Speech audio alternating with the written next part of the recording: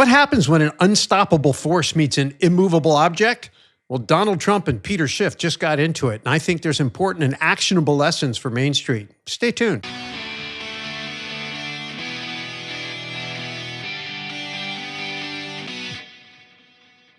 Hi, welcome to the Main Street Capitalist Show. I'm your host, Russell Grant. I got some breaking news here. President Donald Trump just blasted Peter Schiff in an early morning Truth Social post, calling Peter a Trump-hating loser and a jerk. You know, that seems kind of harsh. So why is Trump so upset? Well, Trump's responding to a short appearance on Fox and Friends where Peter criticized Trump's economic policies and performance. And I put the link to the Fox and Friends show in the show notes so you can watch it for yourself. It's only about 4 minutes. But when Trump's Truth Social post hit, I just happened to be up early on my way home from a Clay Clark business conference where President Trump's son, Eric, was the keynote. And when I saw it, I texted it to Peter because we're friends and he hadn't seen it yet. So I guess I'm the guy that broke the news to him. Anyway, now I've been friends with Peter for about a dozen years, so even though I didn't want to be the bearer of bad news, if it were up to me, I'd want to know, so I told him about it. And while I can't say I know Donald Trump personally, I have met him and spoken with him, and I'm friends with some people who've been close to him, including his longtime attorney, George Ross, and of course, my longtime friend, Robert Kiyosaki. Donald Trump and Robert wrote some books together. So as far as President Trump goes, despite his ferocious hit me and I'll hit you back harder political style and a reputation for mean tweets when punching back, pretty much everyone I know who knows Donald Trump says he's a pretty good man. Now, maybe some of you already hate me because I'm friends with Peter Schiff and Robert Kiyosaki, or because I'm not convinced Donald Trump is an incompetent wannabe dictator. Well, if you're in that camp, give me just a little bit of grace. My goal is to calm down the vitriol a little bit and bring it all back down to what does this mean to all of us on Main Street? Because I see a lot of people on social media really good at throwing shade, and maybe that's good for engagement, but I'm not sure it really solves any problems. So for what it's worth, Peter Schiff and Robert Kiyosaki at one time weren't too friendly, till my buddy and I introduced them and they talked, and a funny thing happened. Most of the misunderstandings got cleared up, and they pretty much get along now. Of course, that doesn't mean they agree on everything. It's no secret Robert likes Bitcoin and Peter hates it. But knowing them both, I'd say they agree on way more than they don't. And I think that's probably true with Donald Trump and Peter Schiff. So, at the risk of taking crossfire and becoming collateral damage, let me share some of my thoughts on the Trump-Schiff feud from the perspective of being just an everyday Main Street capitalist. Now, if you look at Trump's Truth Social post, he's taking exception to Peter's claim inflation is bad and getting worse. He, Peter Schiff, thinks prices are going up when in fact they are coming substantially down. And then Trump says, Biden caused the affordability crisis and I'm fixing it. He doesn't say he's already fixed it. I'm guessing Trump views it as it is, as a work in progress. Rome, as they say, wasn't built, or in this case, remodeled in a day. So when you watch the Fox and Friends interview, Peter lays the blame for inflation on government spending, which I think almost anyone who understands how the economy works would probably agree with, including Donald Trump. And obviously government spending, deficit spending, and growing debt and interest payments on that debt, they're all growing. So it's easy to see why Peter would say that in just a 4-minute interview. The problem is, all of this is pretty complex, and social posts and 4-minute soundbite interviews aren't really going to do anything meaningful to explain, much less educate anybody. All it does is pour gasoline on whatever fire happens to already be burning inside you. So, if you hate Trump, you agree with Peter. If you love Trump, Peter's a moron. Common sense says it's not that simple. So, now that we understand what the core argument is, Schiff says Trump's policies are making a bad situation worse, and Trump essentially implies Schiff is misinformed and impatient. I think I can make a case both are right, and it's good for Main Street. More, I think if they could actually sit and talk, they'd probably find they agree more than they don't. And I think it's unrealistic for anyone to expect everyone to agree on everything all the time. You know, I agree with much of what Peter Schiff says, but not everything. And I like what I think Donald Trump appears to be trying to do, but not everything. And I was never a big fan of Barack Obama, but you know what? I like the part of the Jobs Act that let Main Street compete more fairly with Wall Street for accredited investors. So it's just hard to cast this good, bad, evil, black, white comparison. I think at the end of the day, we have to kind of look at some of the nuances, because besides voting, it really doesn't matter what we want or what we think is perfect. What matters is that we do our best to see and understand clearly what is, what's likely, and then react to that. So just so you know, I'm not coming into the conversation with just a few hours thought based on this flare-up. Throughout this video, I'm going to refer to several other videos I've made over the years from presentations I've given, panels I've been on, and I think you'll see that I've been actually thinking about this for quite a while, and I hope that's reflected in some of my insights here. And I hope you'll actually take the time to watch those videos because I think there's some pretty good stuff in there, especially if all this feuding confuses you and upsets you. The goal here in making this video is to cut through all of that and figure out what it actually means to Main Street and how do you capture opportunity or avoid loss. Meanwhile, here's some of the highlights. Based on being a longtime observer of Donald Trump, long before he was a politician, just when he was just a real estate guy, and knowing a little bit about how real estate developers think, I think that he's effectively attempting to renovate or remodel the U.S. financial system. Now, notice I didn't say the U.S. economy, though I think he's working on that too. So what's the difference? Well, the economy is the production, distribution, and consumption of goods and services. As long as people get up every day hungry and want and need things to survive and thrive, there will always be an economy. The question is whether it's efficient or not, whether it produces enough to meet the needs of all the people. The financial system is the plumbing the economy runs on and what the currency flows through. Of course, our currency is the dollar. And then it flows through the banking system. And the bond market provides a lot of the collateral that makes all the system work. And the stock market is where some of the excesses are stored. Credit markets are how people tap into the banking system. So these are all components of the financial system. Just like a building has an HVAC, an electrical, and a plumbing system, just like a car has an electrical system, a braking system, a drivetrain. So understanding all the mechanics of the financial system, let's be on the scope of this video. And I'm going to work on an entire series to explain all that because I think it's important, and not just to adults, but to children. I think it's really important we teach the next generation how all of this works, or they're going to grow up and fall for the same old false promises that have destroyed prosperity and liberty time and time again throughout history.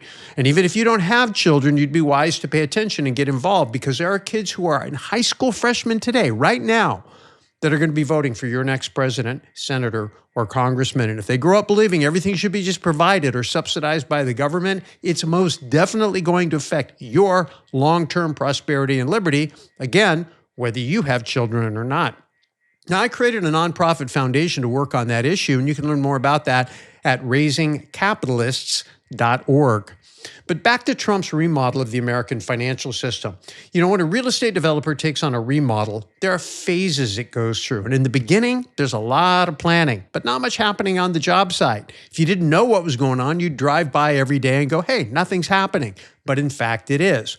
Well, I think as far as the Trump financial system remodel goes, we're past most of that. I think we've broken ground.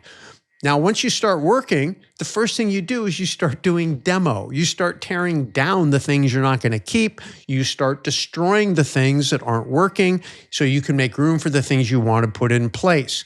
And so that can be pretty chaotic. And if you don't understand what the plan is, it just looks like pure outright destruction. So when you hear these people saying Trump's destroying everything, think of it in the context of a remodel, and maybe it'll calm you down a little bit. Maybe there's a plan. Now, if you've ever been part of a remodel, like with an apartment building where it's occupied or partially occupied, you remodel a part of it, then you move people from the old part to the new part, and then you remodel that next part of it, and it goes through these phases. Now, remember, while you're going through all this, you're going to be spending more than you're bringing in. And if you're using debt, or you will be using debt, but you're not using debt to consume, but to build. And that's a fundamental mindset about the way real estate people look at debt. Remember, at his core, Trump's a real estate guy. So you may or may not agree, but real estate guys look at debt as a tool. People who don't understand real estate or the difference between good debt and bad debt, productive debt and consumption debt, freak out when cash flow is negative and debt is growing, which is exactly what's happening right now. And of course, if the project fails, the debt becomes a millstone around your neck and it drags everything underwater. So that's a valid concern. And of course, that's a possibility. So I'm not saying Trump's going to succeed. Of course, I hope he does. But I'm simply saying I don't think he's as concerned about debt and deficits during the remodel as those who don't think the way he thinks. So of course, Peter's right. Government spending, especially deficit spending, and worse when funded by freshly created money, that's going to be inflationary. So I explained it to young people this way. Just imagine right now you say just have 10 people, 10 bidders in an economy, and they all have 10 $1 bills. And you have one bottle of water, and you decide to hold an auction. And everybody's dying of thirst. Somebody has got to get that one bottle of water. So you start the bidding at $1, and the bidding continues up until somebody has bid the most they can, which would be $10. So in that economy, that $1 bottle of water would consume all of somebody's purchasing power. They're literally trading all the money they have in order to save their life and get that one bottle. Of course, 9 other people are going to go thirsty, but that one person is going to get satisfied. So now let's say, not having any kind of an economic education, the solution is, hey, let's just print more dollars. And so you print more dollars. And now you've got 10 people that all have $100. Now, you still only got one bottle of water. You start the bidding at $1. What's going to happen? You're going to bid $1, $2, $3, and they're going to figure out really quick the first person who gets to $100, which is the maximum anybody could pay, is going to get that one bottle of water. So the extra purchasing power didn't create extra production. It created extra demand and capacity to pay. But if it's not married to production, you're still going to have scarcity with high prices, right? That's stagflation. That is what happens in economies that don't understand that production is what matters. And I'm going to come back to that in a minute. But just understand that scenario, which is what I use to teach young people, the concept of inflation, is just when you have more currency or more purchasing power created without a corresponding increase in production. That's just inflation 101. But that's only assuming one variable, which is government spending. Of course, the economy and the financial system is a lot more complex than that. Just like a New York high-rise, there's going to be a lot of different components. So it seems to me there are 2 primary structural problems that need to be fixed in order to permanently fix the inflation problem that Peter is so concerned about. One will mitigate the problem caused by the other. The other is the root of the problem, but it's a lot harder to fix. So let's talk about the one that is the one that can mitigate the root problem until the root problem can be fixed, and that's productivity. So one way to mitigate inflation is through productivity. In other words, if you were to increase productivity, you would solve the inflation problem. Again, let's go back to just the water bottles and the way I explain it to young people. Now, in this scenario, we have our 10 people. They now still have the $100 bills. So we inflated the economy. Everybody got $100 bills, stimmy checks, if you will, for $100 each, right? The one person got the one bottle of water, and let's say they drank it and they're back in the game, right? So now you still got your 10 people with $100 each, but this time you produce 10 water bottles. So now you've got 10 water bottles in the economy. You've got 10 people who are thirsty with purchasing power up to $100. You start the bidding for the first water bottle at $1. Person bids $1 and the person gets a bottle of water.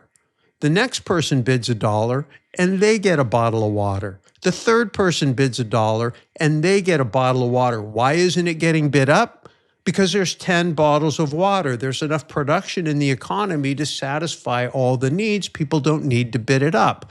So productivity can, in fact, absorb inflation, right? And so even though inflation is built into the system, which is the root problem, and we'll talk about that in a minute, productivity can actually mitigate the risk. And so you're going to see Donald Trump, I believe, very focused on productivity, not financialization. He's less interested in stimulus as he is in productivity. And if you watch the things that he's doing, the policies that he's advocating for, the trade negotiations that he's doing, it's designed to get America more productive. Now, I'm going to share an article with you. This is an article that I clipped quite some time ago, actually, from October 29th, 1999. Now, I know some of you watching this, you weren't even born back then, but I was already a grown man and I was paying attention to all this stuff.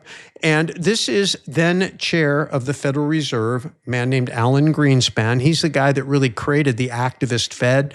He's the guy that printed a bunch of money in the wake of the 1987 stock market crash. He's the guy that pumped up the big dot-com bubble and then pumped up the big real estate bubble. And so when he was being challenged on some of his easy money policies, he gave a speech. And in this speech, he said essentially, and of course it says right here, speaking Thursday evening, and I think it was, I don't know what date it was he was actually speaking. I think it was in October of 1999. Greenspan said that, well, technology gains have helped boost U.S. productivity and kept inflation in check. The Fed must still be vigilant against inflation. Okay, so what's he saying? He's saying that technology gains have helped boost U.S. productivity and kept inflation in check. Productivity keeps inflation in check. Productivity keeps inflation in check. Hold that thought, because I think that's the focus. Now, that's not going to be the long-term solution, but it will buy some time, and it will buy more time than just going and printing or continuing to try to export our inflation to the rest of the world. If you are paying attention, you'll realize that the United States has been able to successfully print money out of thin air. Peter talks about this all the time. Send it all around the world, and those people accept those dollars and then send us their goods and services. So we've been kind of getting a good deal as far as that goes. And then when we print more dollars, it just means the dollars they already have go down in value, just like yours do. That's called inflation. So the world has figured that out, and they've begun to aggressively de-dollarize. I talk about this a lot on the Future of Money Wealth panel at the New Orleans Investment Conference, and I'll show you how I can get those in just a minute. But my point is, productivity can delay the problem caused by the root problem, which is unsound money. See, when money can be created out of thin air through printing, lending through the commercial banking system, or the Eurodollar system, and a hat tip to my Collective Inner Circle mastermind partner, George Gammon, and his friend, Jeff Snyder, whom he introduced me to, for explaining that to me, because I didn't understand any of that before Gammon explained it to me. But basically, bankers lend money into existence. And when the Fed prints money, it's a form of lending money into existence. It loans it to the government then spends it, so that there's a pathway from the Federal Reserve's printing presses into the banking system or into the U.S. Treasury and then into the economy. Now, it can be bottled up for a little while with bank reserves and certain types of monetary policy that the Fed creates, but at the end of the day, it leaks out. And as it leaks out, it takes more and more dollars to buy the same stuff. That's why an ounce of gold costs $4,200 an ounce right now as I'm recording, when originally it was $20 an ounce, right? That's called loss of purchasing power. That's why a 3-bedroom, 2-bath house that at one time cost $5,000 or $10,000 today costs $500,000 or $1 million. Same house, but inflation.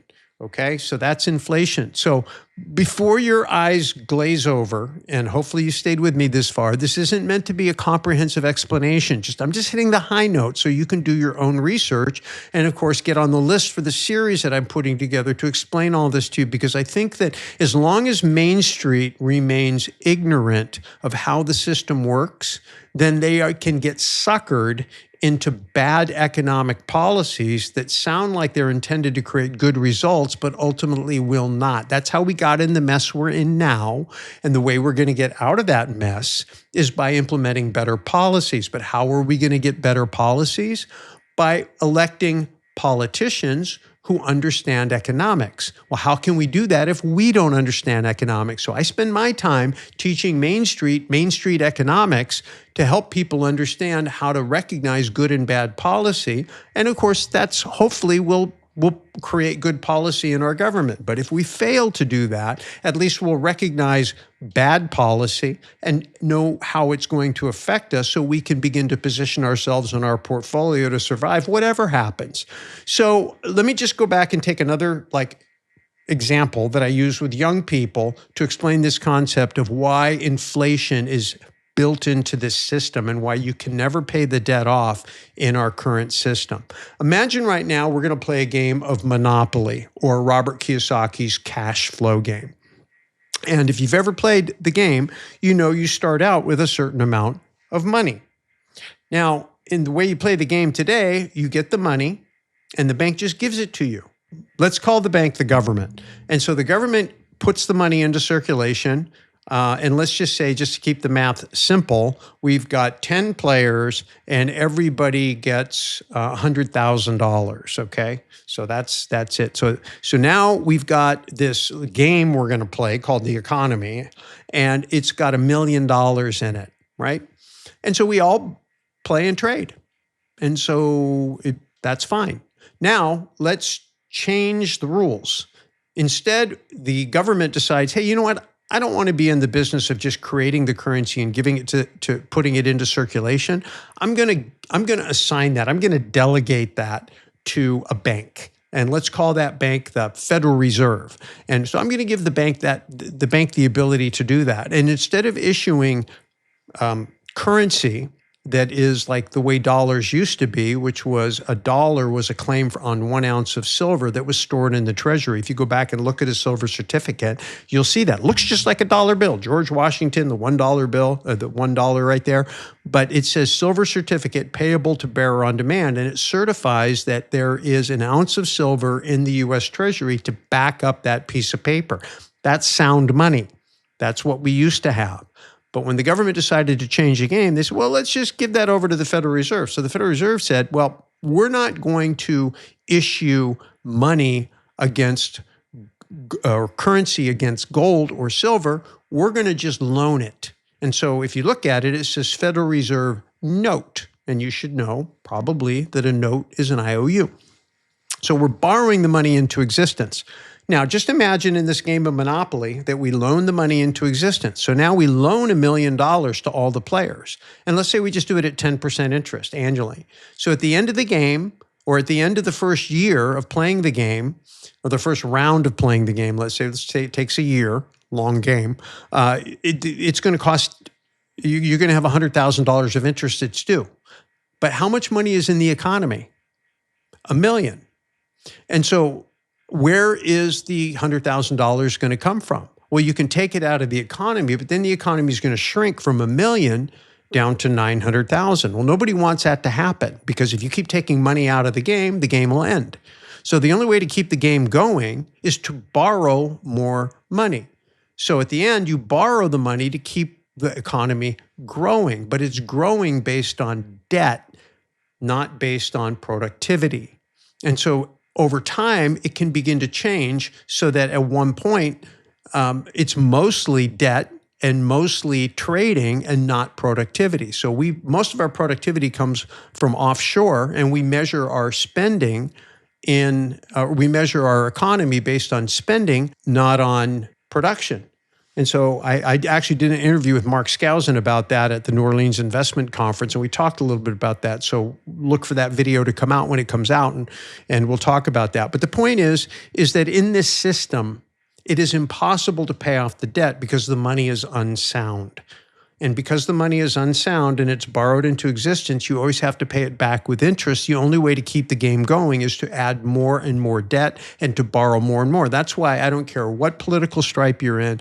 Over all these years, it's always been more debt, more interest. And so, in other words, it's not a bug, it's a feature. So I don't think it's possible to pay off the debt or even reduce the debt without crashing the system. Let me say that again. I don't think it's possible to pay off the debt or even significantly reduce the debt without crashing the system. So despite all the rhetoric of every flavor of political politician in my lifetime, going back to at least 1971, and I'm older than that, it proves that the debt can't be dealt with the current system. It just grows and grows and grows, literally like a cancer. So really, the choices with the current system are, number one, try to pay down the debt and crash the system, or let the debt expand until the system collapses. Well, you can probably figure out that the government has decided that what we're going to do is let the debt expand until the system collapses. And I think anybody paying attention saying, we're getting pretty close to that day. But they're two different paths, and they both lead to the same outcome. So arguing about which path to take is kind of like rearranging the deck chairs on the Titanic. In other words, it doesn't matter. The ship is sinking either way. So my hypothesis, and that's all it is, just based on trying to think about the way I think Trump thinks and watching what he says and does and spending time with all the very smart people I'm privileged to know and talk with, and lots of time studying and reading, it leads me to believe that Trump is pursuing a third option. I think he's racing against the clock, choosing to use debt and deficits to fund a transition into a complete remodel of the system. So if he fails, Peter Schiff is right. Inflation is going to get a lot worse and the system will collapse. But I think Trump has a short-term, a mid-term, and a long-term plan. Again, this is just pure speculation on my part. It's not like the guy called me up and said, hey, Russ, this is what I'm doing. But this is what I think he's doing. I could be wrong. Maybe after this video, he'll call me up and go, yes, this is exactly what I'm doing. I don't know. Maybe he wants to play it close to the vest. I don't know. But it helps me feel better about what's going on because I don't believe that he's a loose cannon. I don't believe he is just randomly doing things. I think he is executing just the way a builder would on a very complex plan to tear something down and to rebuild it on a sounder foundation. Okay? So in the short term, I think what he's doing is he's trying to cut all undesirable components of cost. Right. So in other words, if you have a capital stack that makes up the cost of doing business in the economy and you can reduce your interest costs, if you're a real estate investor, if you can reduce your interest costs, then that helps your cash flow. If you can reduce your energy costs, well, that's going to help your cash flow. If you can reduce the regulations and how much time it takes to comply, get permits, file whatever reports, deal with inspections. The more you can reduce regulations, the cheaper it is to do whatever it is you're doing. Taxes. If we can bring taxes down, then that is a less of a burden on the productive side of economy, small businesses or whatever you're doing. So I think that what Trump is doing in the short term is aggressively trying to cut interest rates to the extent that he has any control over that. Energy, which has clearly been a major part of the Trump agenda because energy is the economy. Regulations, I read the other day something like for every regulation passed, 48 are repealed, right? That's amazing. And if you're a small business person, you understand the benefit of it. And of course, we saw the big, beautiful bill get passed, and now we know there's opportunity zones and bonus depreciation coming back. And so some of the taxes that were part of Trump 1.0 are being extended. So those are all things that Scott Bessent, the Treasury Secretary, says we are going to start to see the fruit of, and other things too, in 2026. So we're going to see. We don't know. But I think that some of those reducing of those undesirable components of cost can soak up some of the inflation. And so even though inflation is baked into the cake, and even though government spending, and even though the interest on the debt is inflationary, which Peter's right about, I think you can mitigate some of that by addressing these other areas, and that's what I think Trump is doing. In fact, I did a full presentation on this at the Best Ever conference in March of 2025, and that was only 6 weeks into the current Trump administration. So I was just speculating based on what I saw him do in Trump 1.0 versus what I saw him talking about as he was approaching the beginning of this current term. And I'm going to go back in March of 2026 and just map out the things that I said, look at what actually happened and see how much of it I got right, what I got wrong. So look for that. But if you want to watch that presentation, the link's down below. So I go into greater detail. But for right now, just know that if you want to see the kind of the recap on that or the year in review, just hit the subscribe button, allow notifications, and be sure you see it when it comes out. And if you want to be doubly sure, send an email to subscribe@mainstreetcapitalist.com, and you'll get my newsletter, which kicks off in January, and get links to all my social media so you can follow me when I announce that I'm releasing a new episode. Okay, so that's short term. Short term, I think Trump is just going to attack these components of cost to try to mitigate the inflation that's going to be caused by the spending and the debt, which I don't think he's overly concerned about in the short term. Right? I agree with Peter. It's not sustainable long term, but I think Trump knows it's not sustainable long term. I think it's a short-term tactic to buy him time to do other things, and he's mitigating it by cutting some of these costs. So let's talk about the midterm. In the midterm, and I'm not talking midterm elections, I'm talking just kind of in these phases. Next phase would be to increase real productivity. So just like more water bottles in my previous analogy mitigate inflation, or as Alan Greenspan said in his comments back in 1999, productivity gains from technology, things like robotics, things like AI, can begin to absorb some inflation.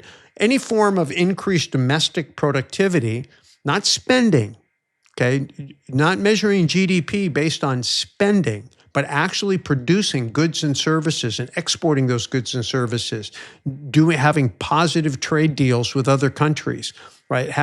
Selling more than you consume, or at least selling a lot, that can really help. And so my other collective inner circle partner, Ken McElroy, he puts on a conference every year called Limitless. And so in 2025, I was on a panel that was moderated by his partner in that event, Tarl Yarber, and he was acting as a moderator. And so he asked what each of the panelists was watching that, a lot of people out in the audience might not be paying attention to. When it came to me, what I said is I thought it was trade policy. Because when I watch most financial pundits, people who make their living talking about what's going on and what they see, where they think the economy is going to go based on policy, they fixate on two primary areas. Monetary, which is the policy the Fed makes, interest rates, reserve ratios, things that affect how money gets lent into the system, whether it's through the government or directly through the banking system. And so they're trying to figure out how much money is going to flow through the banking system to Main Street to goose consumer spending and stock prices, right? That's the way they look at it. And then they also pay attention to fiscal policy, which is the thing that Peter's talking about right here, which is government spending. That's debt and deficits. That's what Peter's very concerned about. So I think Trump doesn't view those as his primary tools to either fund or stimulate the economy. I think he's using them, but I think his focus is trade. I think his focus is using the American economy and access to the American economy as a lever to push other countries and corporations into investing directly into the United States. So instead of having money come in from the Fed or money come in from the Treasury, it's coming in from trade, and a lot of it's going to go directly to Main Street. He's not asking these people to come in and buy U.S. stocks or buy U.S. bonds. He's asking these people to come in and build factories and train people and create jobs and manufacture products here. That's what he's talking about. That's a very different approach to economic management from a policy-making decision than anything I've seen in my life. So again, I'm just speculating here. It's not like he's calling me up and telling me what he's doing. It doesn't do that, but I'm just listening and watching and trying to think about the problem that he's working on through his mindset as a real estate guy and a businessman. Now, I happen to be very bullish on Main Street right now. I think he'll continue to make deals to push more money to Main Street through trade as opposed to the Fed or the Treasury. So even if we do have some inflation, and I think we will, if Main Street is growing and real wages after inflation are also growing through productivity, and people are getting to keep more through lower taxes and energy costs less and everything affected by energy costs less, I think there's a chance that his game plan can create both economic growth without out of control inflation. Now, will he succeed? Who knows? I don't know. But I mean, at least it's a plan I think has some potential. It's the first time in my lifetime that I've ever seen anybody try to do something substantially different than the system that we've always had, where they talk different, but they act the same. He's acting different. And I know that's freaking a lot of people out. And it's especially hard to understand. I think one of the benefits I have being kind of a Main Street guy and not one of these classically trained guys is I have an easier time, I think, looking at what's happening and just kind of interpreting it through a common sense Main Street lens. I could be completely wrong, but this is just my opinion. So don't blow me up too bad. If you think I'm making a mistake, tell me, just be civil about it. But as I said, in my opinion, the other two paths, pay the debt off, crash. Right? Let it continue to grow on the current system out of control, crash. So those two are either one of those paths, and I hear a lot of people advocating for either one of those two paths, whether it's modern monetary theory, just print and don't worry about it, or whether it's, hey, fiscal hawks, we got to pay off the debt. I think they both end the same way. It doesn't matter. I think they both end up in the system crashing. And then the big concern on Main Street is what rises in its place. Do we end up with a kind of a totalitarian central bank digital currency where we have no privacy, we have no control, the government really has a chokehold on our lifeblood of currency in our daily lives? I don't think that's good. Do we go to completely something off the grid like Bitcoin? I would argue that would be better. I'm not saying it's the best. I don't understand. I'm not smart enough to understand that. But I do think we need to come up with something. And so to me, this is where it gets really interesting. So just a few days ago, as I'm recording this in early December 2025, Trump said in a meeting that he's working towards eliminating income tax. So if you know your American financial history, you may know that we got the income tax as a package that came in some legislation that also created the Federal Reserve and the IRS back in 1913. There's a great book on it written by a buddy of mine, G. Edward Griffin, who wrote The Creature from Jekyll Island. Now, some people think that's a bit of a conspiracy theory. When I first read it in 95, I probably was maybe a little bit, but I think, over the last 30 years, as I've watched the thing unfold, I'd argue that it was pretty accurate, and I think it's less conspiratorial as it once was, and I think most people who are paying attention understand that whether it was nefariously created or the best answer to the problem they thought at the time, at the end of the day, the model doesn't work. And that's what matters. It doesn't matter how I feel about it. It matters about, is it mechanically sustainable? And I don't think it is. And so I think Trump recognizes that. And I think perhaps there's a chance he's going after it because he said, look, I want to get rid of the income tax, or at least make it where we don't need it, right? I mean, he said that. That's what he said. So I'm not guessing about that one. He said it publicly. Now, I also know that that Federal Reserve System began an entire process of moving the entire world off sound money, which at the time was always considered to be silver and gold. And the major events in that cycle from 1913, the creation of the Fed, to 1933, when Americans had their gold basically repossessed. I mean, it was a forced sale. You could sell it to the government for $20.67, but it was under executive order and threat of punishment and penalty. So you literally were not allowed to own gold, which was money. It'd be like somebody saying, hey, you have to just give me all your money and we're going to give you back monopoly money, right? We're going to take all your US dollars and just give you monopoly money, right? If you can imagine how you would feel as a citizen, but for some reason, right? For some reason, our ancestors, our great-grandparents, or depending on how old you are, decided that that was okay. So you can take a look at Executive Order 6102. I literally have a copy of it on my wall right there just to remind me that they did that.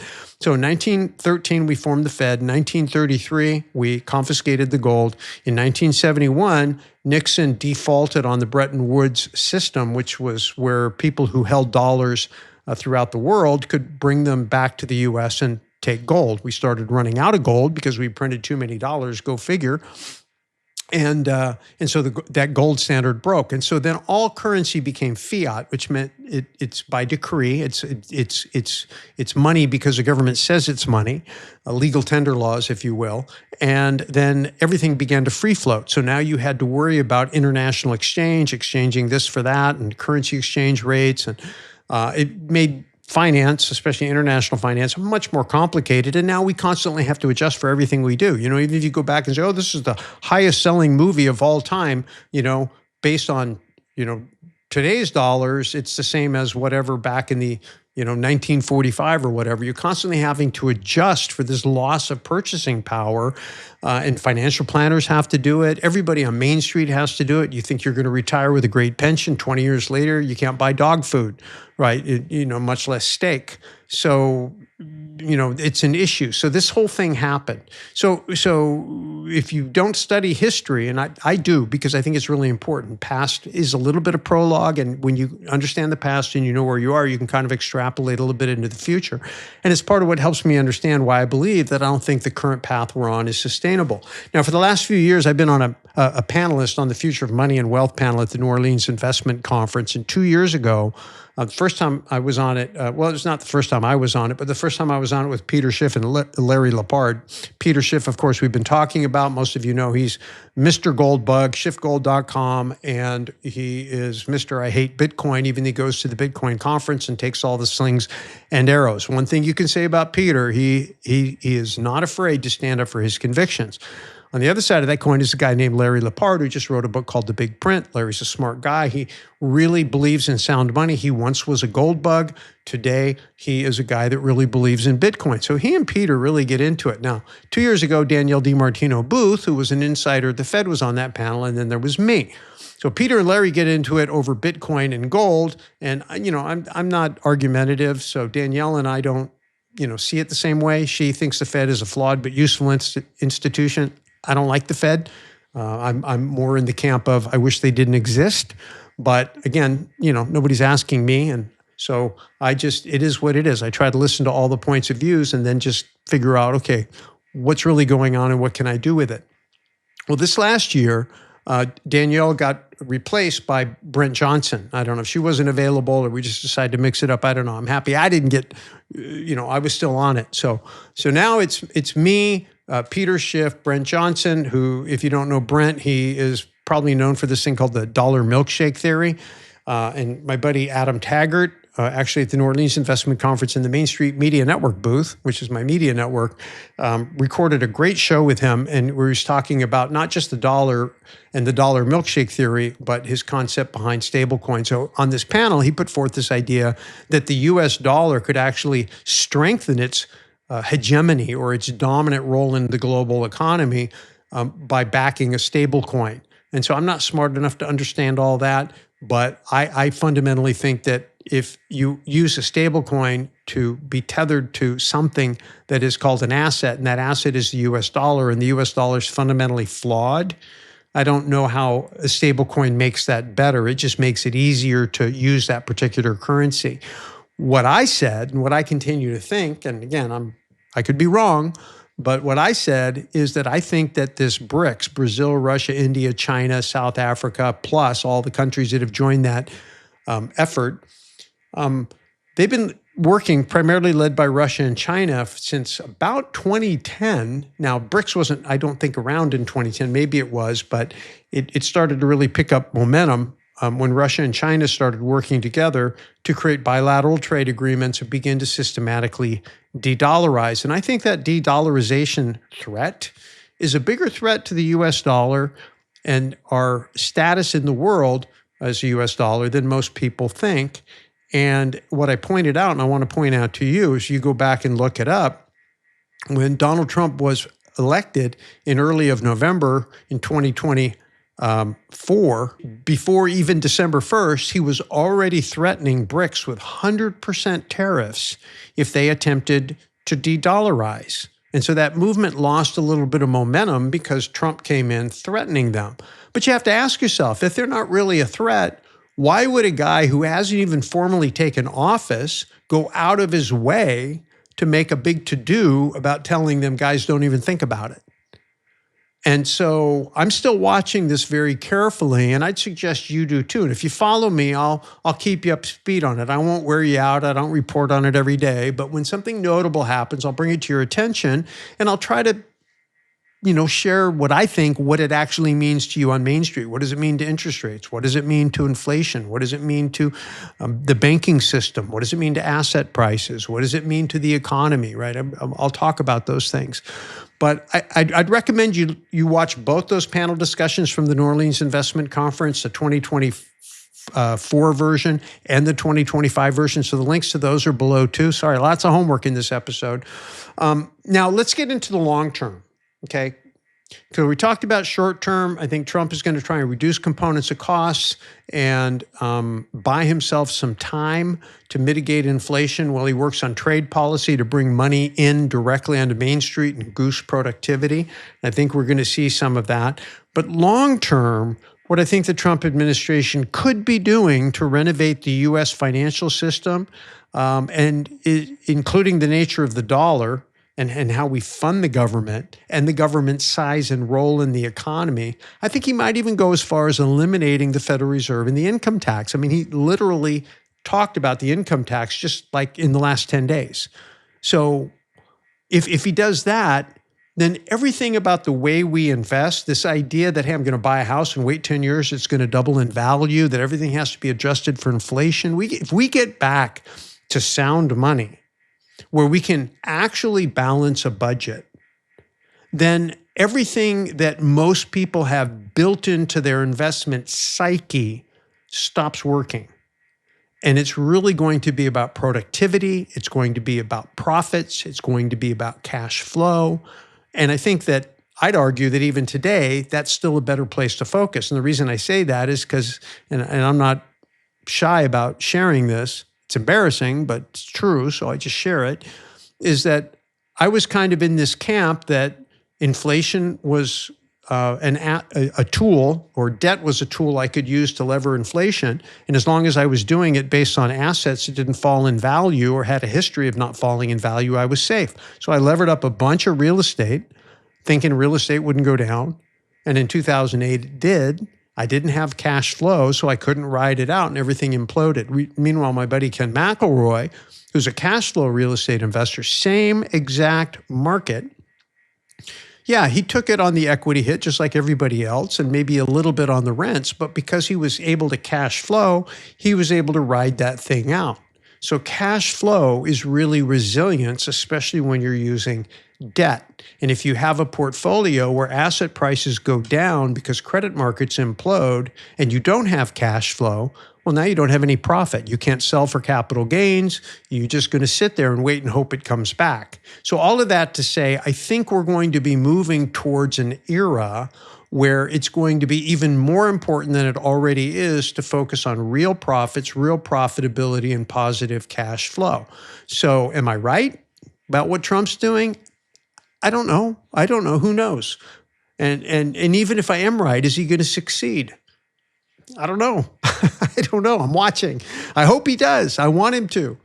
But I think on Main Street, we got to be prepared either way and watch everything that's going on very carefully. So what does that look like? Well, I think, from a practical standpoint, focusing, as I'm saying, on productive, real assets. Buy things that are real, buy things that are essential, buy things that actually produce profits.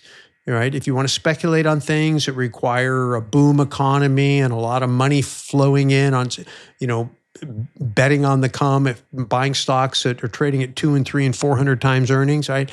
I would be very careful about that personally. I mean, you might hit a home run and everybody looks like a hero when they do, but for that one guy on the top of the mountain beating his chest, claiming, that he's a genius investor, there's 1,000 people on the side of the hill that died because it didn't roll that way for them. Whereas I think if you're investing in productive assets, even though it's boring, it's a little bit more conservative. Second thing I'd be really paying attention to even today is storing some of your wealth outside of the currency in the banking system. What does that look like? Well, for me, I think gold and silver. I think gold and silver is just a way to hold liquid wealth. It's not an investment the way I define it because it doesn't produce cash flow, but it is a way that if the currency starts to fail, then you're gonna have your purchasing power kind of preserved by gold and silver, and that's what's been happening. I think we've seen that. So is it going to continue to go up in dollars? I don't know. Is Bitcoin going to come back? I don't know. But I think that having some wealth outside the banking and outside of the currency system is probably not a bad idea. I'm not giving financial advice, just ideas, but that's what I think. And I also think there's going to be a big opportunity to invest directly in Main Street businesses. I think this is maybe the biggest opportunity, and especially Main Street businesses that are providing essential products and services. If you had a choice between gravitating towards learning how to be an entrepreneur and starting a business and putting AI and robots to work for you, I think that's going to be a better game plan than getting a college degree and then trying to get a job at some company that is looking probably to replace you with AI or robots. So, and then I'm a big fan of raising private capital.